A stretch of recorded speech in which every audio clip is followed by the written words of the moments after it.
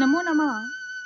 श्रद्धावान लभते ज्ञानम तत्परासन यतेन्द्रिय ज्ञानम लब्ध्वा पराम शांतिम चिरणादि गच्छति।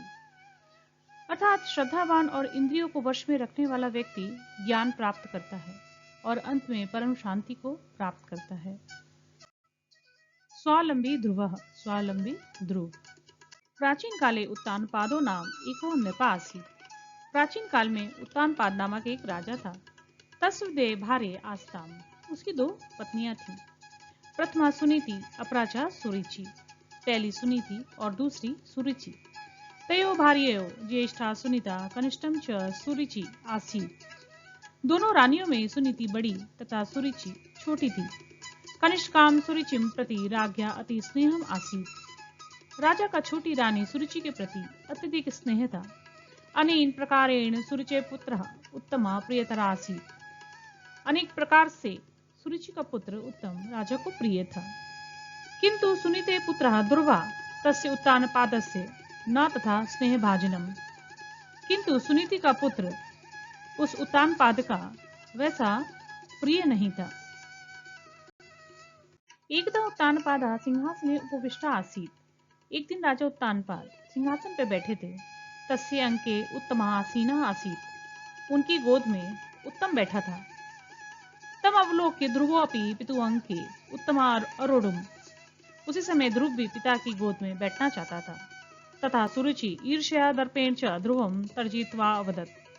तब सुरुचि ने ईर्ष्या और गर्व से ध्रुव को डांटते हुए कहा, वत्स वृथा ते एव मनोरथा। हे वत्स, तुम्हारी ये इच्छा व्यर्थ है। स्वपत्न्या गर्भजाता त्वं कथं मम पुत्रेण समं भवितुमिच्छसि। सौतन के गर्भ से उत्पन्न हुए तुम कैसे मेरे पुत्र के समान होना चाहते हो। अस्य राज्य सिंहासनस्य योग्या मम पुत्रा उत्तमा एवास्ति। इस राज सिंहासन के योग तो मेरा पुत्र उत्तम ही है। अनेन अपमानेन आहता बालका ध्रुवा मातु समीपम गत्वा स्वदुःखं मातरं निवेदितम्।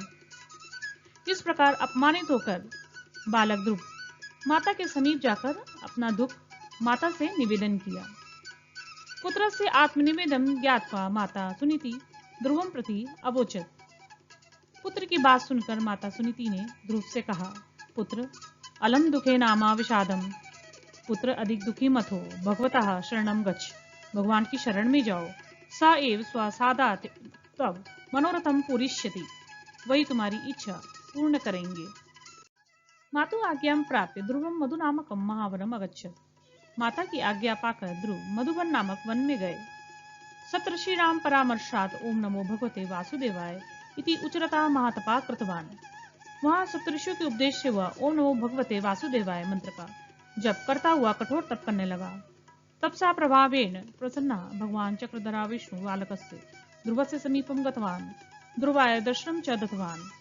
तपस्या के प्रभाव से प्रसन्न होकर भगवान चक्रधर विष्णु ने बालक के ध्रुव के समीप गए और ध्रुव को दर्शन दिए। भगवता प्रसादेन ध्रुवा उत्तमोत्तमम पदम अलभत। भगवान की कृपा से ध्रुव ने उत्तम पद प्राप्त किया। पितुः प्रसादे राजपदम च लब्धवान। पिता की प्रसन्नता से उसे राज्य भी मिला। मरणानन्तरं च स आकाशे उत्तर दिशायां सप्तर्षि मंडल समीपे ध्रुव तारा रूपेण स्थिरो अभवत्। मृत्यु के बाद वह आकाश में उत्तर दिशा में सप्तर्षि मंडल के पास में ध्रुव तारा के रूप में स्थिर हो गया।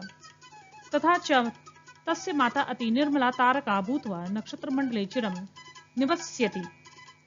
और उसकी माता भी निर्मल तारा बन के नक्षत्र मंडल में निवास करने लगी। बालको अपि ध्रुव संकल्पेन स्वावलंबेन च सर्वोच्च पदम अलभत। बालक होते हुए भी ध्रुव ने अपने स्वावलंबन और दृढ़ संकल्प से सर्वोच्च स्थान प्राप्त किया। सत्यम ध्रुवा इच्छा शक्ति निष्फला न जायते। वास्तव में ध्रुव की इच्छा शक्ति निष्फल नहीं हुई। मनोरथ से मार्गे निष्फला नास्ति। मनोरथ के मार्ग में कुछ भी निष्फल नहीं होता है। न ही कश्य क्षणमपि जातु तिष्ठत्यव कर्मकृत। अर्थात कोई भी मनुष्य एक क्षण भी बिना कर्म किए नहीं रह सकता।